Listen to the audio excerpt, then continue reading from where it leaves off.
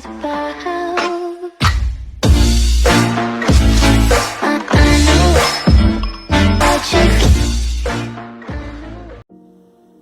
Hello, Delightful One here. Thank you for tuning in to my video. Today I will be dehydrating watermelon and making watermelon jerky. I'm going to use my Ninja Foodi, which has a dehydrate feature on it, and we're going to just take a couple of slices of watermelon and put it on a dehydration rack, and we're going to see what comes out. Stay tuned. This is about the width of what I cut the watermelon. You know, it's not perfect all the way around, but we're going to see how it does. Okay, I came back and decided to show you the second rack and how I did those particular pieces of watermelon. So I do have a little bit left. I'm going to go for a third rack. I'm going to see how that turns out. All right, stay tuned. I decided to do the third rack the same as the second, just put thin wedges up there. Again, this is what it looks like. This is the equivalent of the thickness. Of course, it is drying out. A lot of the water is going to be gone. I did not find any specific Ninja Foodi videos that I could follow about dehydrating watermelon, so this is totally a trial effort. I did not put any special seasonings on the watermelon or sugar, so it's all natural. I do realize that I think it's supposed to come out like a chewy type jerky, so let's hope I don't overcook it or burn it.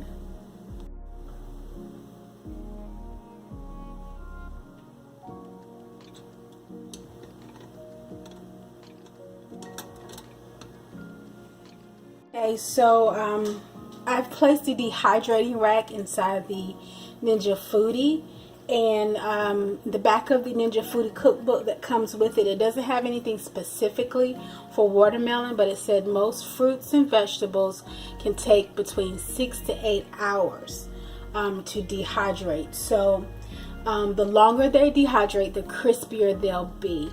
So I think I'm going to aim for 6 hours because I do want it kind of chewy. Almost similar to like a fruit roll-up instead of being crispy. So basically you're going to put your dehydrating rack in there. You're just going to pop down the lid, and what you want to do next is power on your Ninja Foodi. Okay, and you're going to select dehydrate, and for most fruits and vegetables, they recommended a temperature of 135. And then you're going to do your time. And we're going to start at 6 hours. Hi, CD Light here after dehydrating the watermelon.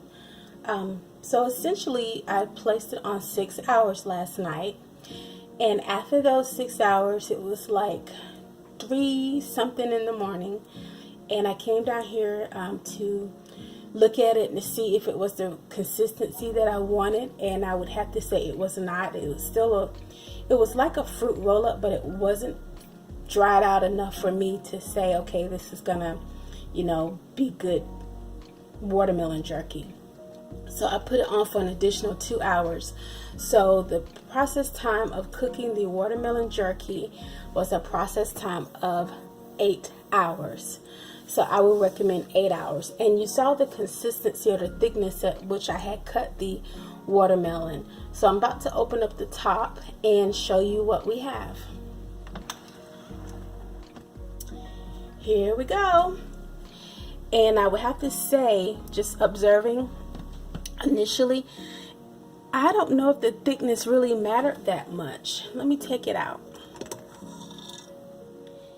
Yeah, because on the bottom rack, I had actually cut it pretty thick, and it's a little bit thicker than what's on top, but it didn't make a major difference. So let me take this out, and I will take off the layers and show you what we have. Okay, here is the very top layer. This is what it looks like, and it's pretty thin, and it will roll. It's rubbery. It's a rubbery consistency. So you see I have to peel it off, but that is the thinness and the thickness of it. And that's another piece. So it is a sticky. But I did taste a piece because I had 4 up here. I did sample a piece off camera, and it was absolutely delicious. It tasted like a fruit roll-up. You know, as a kid, you got the fruit roll-ups, but it's even better than that. It's all natural. It's a natural sweetness to it, and it didn't taste fake now. So when I say fruit roll-up, just kind of think of the thinness and the stickiness and a little bit of the rubberiness that it had to it. But this actually tastes better than a fruit roll-up, but it reminded me of the fruit roll-up. I'm going to show you the middle layer that I had, which was essentially cut the same way. And I only had 3. I'll use 3 out of the 5 racks for the Ninja dehydrating rack. So you see how it peels up? I was concerned because I was thinking it was going to stick to the metal and not come up at all, but it did. Okay. And okay, this is the bottom rack that I'm about to show you, and I had cut these differently. I cut these like little pizza slices.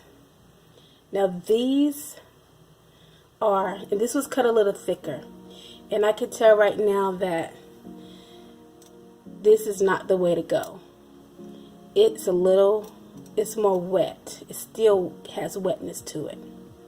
I'll taste that. Yeah, I would not recommend cutting this way, because it still got some wetness to it. So it kind of tastes like warm watermelon, if that can make sense to you. So I may just put this back in and dry it, or I might just toss this out. I'll put it back in the dehydrating rack, and this probably needs another 2 hours at 35 degrees, or I might put it at 150 or whatever the highest. Let me see. Let me do it now. See what it goes to for dehydrate feature. Okay, I'm gonna put it on 150 for about an hour, and so hopefully that'll be completed before I leave for church this morning. But I do not recommend cutting this way because it did not get fully dehydrated, and it is not as good as these pieces right here. This came out great. So at 135 for 8 hours, and I used 3 out of the 5 tiers of the Ninja Foodi dehydrating tray. This came out good for me. Alright, I hope that kind of helps you if you want to dehydrate some watermelon before it goes out of season. Thank you again for tuning into my videos. It really means a lot to me. If you have any comments, please post below.